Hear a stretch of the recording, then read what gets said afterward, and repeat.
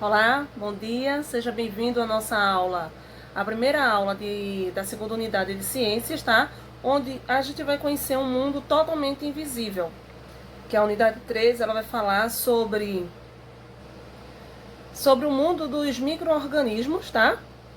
Onde ele vai partir de dois tipos de seres microscópios, tá? Que são vírus, fungos e protozoários. Nós vamos conhecer algumas doenças que são trazidas por esses micro-organismos, tá? A gente vai perceber que alguns deles também traz benefício, tá? Para a humanidade, né? Para os humanos. Vamos conhecer também como que a gente pode se defender de alguns seres microscópios invisíveis, né? Por eles serem tão pequenos, a gente não consegue vê-los, mas a gente vai aprender como a gente se proteger das doenças causadas por eles. Agora nós vamos lá, né, abrir o manual na página 2 e 3 para poder a gente dar início à nossa aula. Ó, a nossa abertura ela já começa, né, o mundo invisível, a unidade 3, onde a gente tem a cena. Vou abrir as duas páginas para que vocês consigam ver, tá? Nós temos a cena, né, de uma sala de médico, onde aparentemente a criança se machucou e vai precisar dos primeiros socorros. Aí tem lá, para começo de conversa.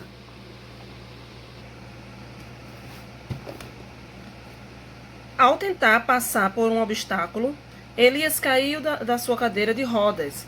Seu pai logo socorreu e levou ao médico para cuidar da ferida do joelho. Observe com atenção a cena e discuta com os colegas e o professor. Aí o primeiro quesito. Observe os materiais médicos presentes na mesa. Eles serão usados para quê? Esses materiais aqui, ó. Tá lá na mesa do médico, tá? Eu tenho uma pinça, eu tenho um álcool, né? Eu tenho uma seringa, uma gaze. Então, para que seria isso daí? Esse procedimento, ele serviria, né, para poder limpar, né, a sujeira que estava no ferimento da perna da criança, tá? E porque se a gente não limpa aquele ferimento, quando a gente cai, por exemplo, a gente pega um pouco de areia no ferimento. Se a gente não limpa aquela areia, ela vai acabar infeccionando mais a ferida. Então é preciso limpar, é preciso cuidar dela. E quem vai fazer isso?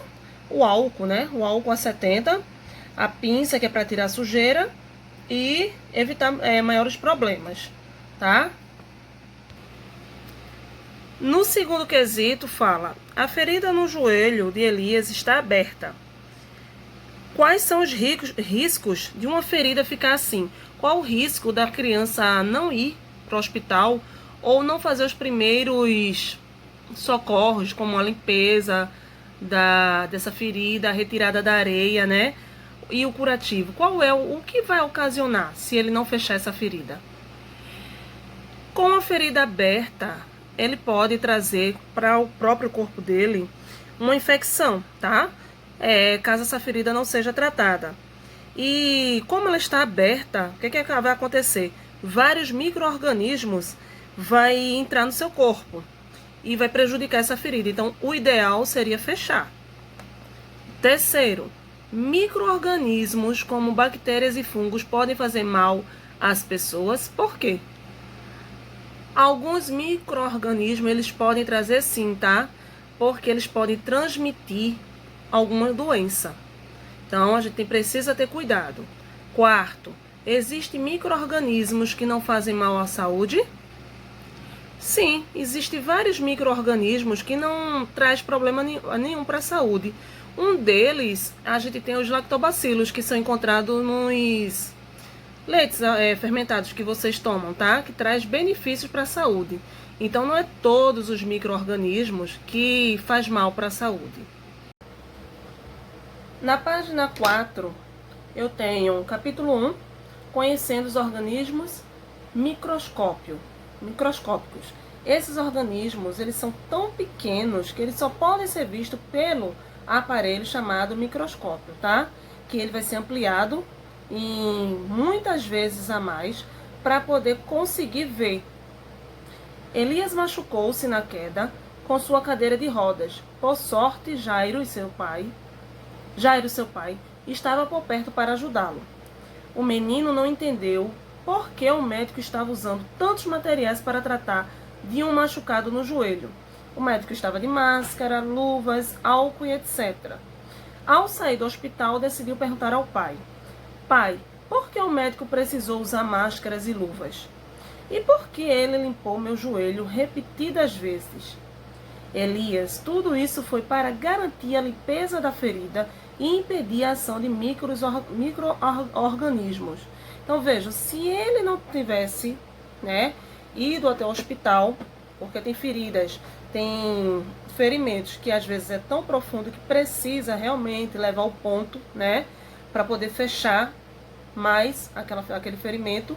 Se ele não fecha, se ele não faz um curativo, se ele não lava ao cair, ao se machucar, não lava aquela ferida, não cuida dela diariamente, aquela parte daquele corpo pode tomar uma infecção maior, o que poderia ser só um arranhãozinho, né? Como a gente diz, um arranhãozinho aparentemente nada demais, poderá se transformar em doença pior, tá? Uma inflamação, por exemplo. Por quê? Tudo pelo o mau uso do tratamento da própria ferida. O primeiro quesito pergunta: qual a importância de limpar bem as feridas, como essa que se formou no joelho de Elias? É tudo aquilo que eu falei, né? E vocês podem acrescentar aí também dizendo que é para não fazer a proliferação de micro-organismo em cima da ferida, tá? E se eu tiver vários micro-organismos, eu posso acarretar numa infecção. Aí vai ser bem pior para tratar, vai demorar mais, tá? Jairo explicou que alguns micro-organismos podem entrar no corpo humano através de pequenas feridas. Uma vez no corpo, este reagirá para expulsar os seres invasores, causando infecções, febre e etc. O álcool é um antisséptico mais utilizado nessas situações, pois ele invade alguns tipos de micro-organismos, destruindo-os pelo interior, tá? Esse álcool aí é o álcool que a gente tá conhecendo, né, mais de perto, que é o álcool 70. A 70 que ele vai fazer a higienização, tá? Do lado tem o glossário, antisséptico, produto utilizado sobre a pele com o objetivo de reduzir ou inibir o aumento dos micro-organismos presentes. Segundo, em quais situações do dia a dia você precisa manter-se limpo para evitar a proliferação, ou seja, o espalhamento de doenças e infecções? Um dos maiores cuidados que a gente deve ter, né, é o cuidado com as nossas mãos, porque as nossas mãozinhas, ela pega naqueles ambientes que pode estar contaminado, a gente acaba coçando o olho, que é um canal diretamente para entrar micro-organismos. A gente pode passar a mão na orelha, que também é um canal para entrar para o nosso corpo. E pior ainda, a mão muitas vezes vai à boca, né? E acaba colocando para dentro do nosso corpo os micro-organismos. Fora que debaixo das nossas unhas, né? Se a gente não lava bem essas mãozinhas, o que acontece? Os micro-organismos têm uma entrada perfeita pela nossa pele. Então, antes da gente comer, a gente precisa lavar as mãos. A gente precisa, antes e depois de ir ao banheiro, né, cuidar da saúde, da higienização das mãos. E até antes do banheiro, sim. Você vai utilizar o banheiro, você precisa utilizar com as mãos limpas, né? Para poder não pegar nenhum germes, tá? E vários outros coisas que a gente precisa ter anseio para poder tomar um banho, cuidar da nossa pele, do nosso corpo, lavar os nossos cabelos, né? Tudo isso são cuidados que a gente pode ter. Com o uso de quais antissépticos você se mantém limpo? A gente pode se manter limpo Fazendo um uso, ó, basicamente do sabonete, tá? Sabão, onde a gente pode lavar as nossas mãos, tá? Cuidar do nosso corpo, lavar o nosso corpo com sabão. Nós temos agora o nosso aliado, né? Que é o álcool gel, tá? Que ele é um álcool que vai limpar todas as nossas impurezas. E também o álcool 70, que esse álcool aqui é para higienizar. E também a gente pode utilizar vários tipos de sabonete, gente. Não precisa ser só o de barra. A gente pode utilizar o sabonete líquido, tá? A gente tem o shampoo para poder deixar todo o nosso corpo limpo. Página 5. Elias, vamos esperar aqui para que possamos pegar a receita dos remédios que você precisa. Pai, há muita gente doente aqui. Terceiro quesito. Elias tem razão em estar preocupado. Discuta com os colegas e o professor e escreva a sua conclusão. Elias, ele realmente tem razão, não é, gente? A gente tá aí, né, todos em casa, né, em quarentena, em isolamento social. Por quê? Porque a gente tá com o vírus aí, que aparentemente desconhecido, a gente não sabe ainda, não tem muitas informações de como acabar com ele, né? E a única forma de acabar é estar afastado das pessoas com contágio. Por quê?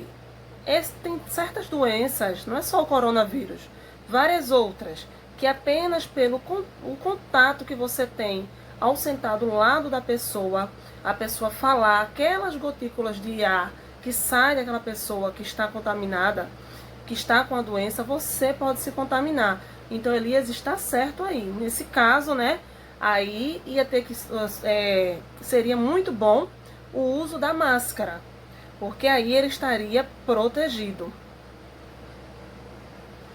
Além das partículas que saem, né, ao falar, uma tosse, um espirro, tudo isso pode ocasionar doença, né? A pessoa que está contaminada pode transmitir para aquela pessoa que está sadia. O pai de Elias explicou ao filho que é importante evitar ambientes fechados, porque neles há pouca ventilação e circulação de ar, o que facilita o aumento do número de agentes causadores de várias doenças. Olha aí o que está acontecendo, né? A gente está evitando, né, a aglomeração. Vamos ver se a gente se aglomerar, o que é que acontece. A aglomeração de pessoas é outro problema, que faz com que micro-organismos se propaguem mais rapidamente, aumentando os casos de gripes, resfriados, rinites, alergias, sinusite, bronquite, entre outras doenças mais graves. Percebendo a curiosidade de Elias, seu pai lhe falou um pouco mais sobre o corpo humano e os micro-organismos. Jairo aproveitou a situação para explicar a diferença entre infecção e inflamação, tá? Vejam, a diferença entre infecção e inflamação é a seguinte: a infecção é quando os micro-organismos entram no corpo, né? Pela ferida está aberta, e o nosso próprio corpo, com os nossos anticorpos, ele vai começar os nossos anticorpos, eles vão perceber que não tem alguma coisa entrando no nosso corpo que é estranho. Aí é o primeiro sinal da infecção, tá? É a febre, tá? A febre é o primeiro sinal que o nosso corpo está sofrendo uma infecção, que é a entrada de micro-organismos. Aí o que é que acontece? Já a inflamação já é a resposta do nosso corpo. É o nosso corpo respondendo para aqueles micro-organismos que entraram no nosso corpo. E como que a gente vai perceber que o nosso corpo está com uma inflamação? Ele vai ficar avermelhado, tá? Nós vamos sentir muita febre, nós vamos sentir em partes da nossa ferida, vai ficar roxa. Então, em caso de perceber alguma coisa diferente após um ferimento, é ir ao médico, porque só o médico vai poder dar a medicação que você vai necessitar para tratar daquela inflamação, tá? Jairo aproveitou a situação para explicar a diferença entre infecção e inflamação. A infecção ocorre quando micro-organismos entram no corpo através de cortes, feridas e por meio de vias respiratórias. O corpo aciona anticorpos, protegendo-se contra esses invasores. Glossário: anticorpos, proteínas presentes no sangue que evitam a entrada no organismo de agentes estranhos e causadores de doença. Página 6.